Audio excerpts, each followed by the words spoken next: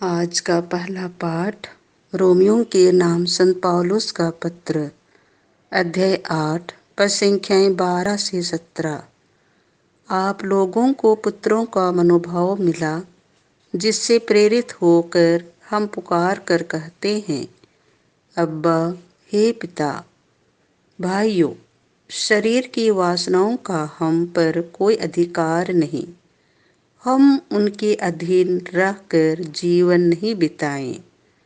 यदि आप शरीर की वासनाओं के अधीन रहकर जीवन बिताएंगे तो अवश्य मर जाएंगे। लेकिन यदि आप आत्मा की प्रेरणा से शरीर की वासनाओं का दमन करेंगे तो आपको जीवन प्राप्त होगा।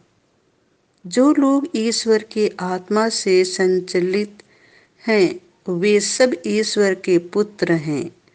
आप लोगों को दासों का मनोभाव नहीं मिला, जिससे प्रेरित होकर आप फिर डरने लगे। आप लोगों को गोद लिए हुए पुत्रों का मनोभाव मिला, जिससे प्रेरित होकर हम पुकार कर कहते हैं, अब्बा, हे पिता। आत्मा स्वयं हमें आश्वासन देता है कि हम सचमुच ईश्वर की संतान हैं। यदि हम उसकी संतान हैं तो हम उसकी विरासत के भागी हैं। हम मसीह के साथ ईश्वर की विरासत के भागी हैं। यदि हम उन्हीं के साथ दुख भोगते हैं तो हम उन्हीं के साथ महिमान्वित भी हो जाएंगे। यह प्रभु की वाणी है। संत लूकास के अनुसार पवित्र सुसमाचार, अध्याय 13, पद संख्याएं 10 से 17। क्या इब्राहिम की इस बेटी को विश्राम के दिन बंधन से छुड़ाना उचित नहीं था?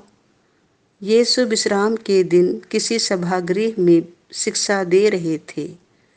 वहां एक स्त्री आई जो अपदूत लग जाने के कारण 18 वर्षों से बीमार थी। वह एकदम झुक गई थी और किसी भी तरह सीधी नहीं हो पाती थी। यीशु ने उसे देखकर अपने पास बुलाया और उससे कहा, नारी, तुम अपने रोग से मुक्त हो गई हो।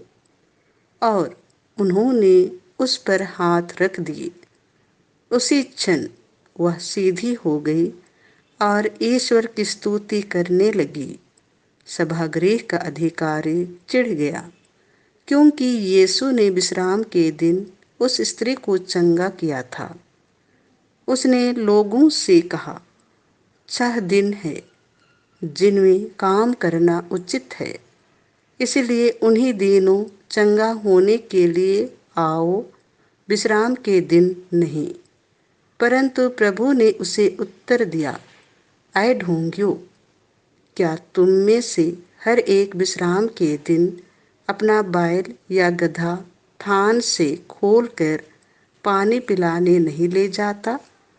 शैतान ने इस स्त्री इब्राहिम की इस बेटी को इन 18 वर्षों से बांध रखा था, तो क्या इसे विश्राम के दिन उस बंधन से छुड़ाना उचित नहीं था? यीशु के इन शब्दों से उनके सब विरोधी लज्जित हो गए, पर सारी जनता उनके चमत्कार देखकर आनंदित हो जाती थी। यह प्रभु का सुसमाचार है।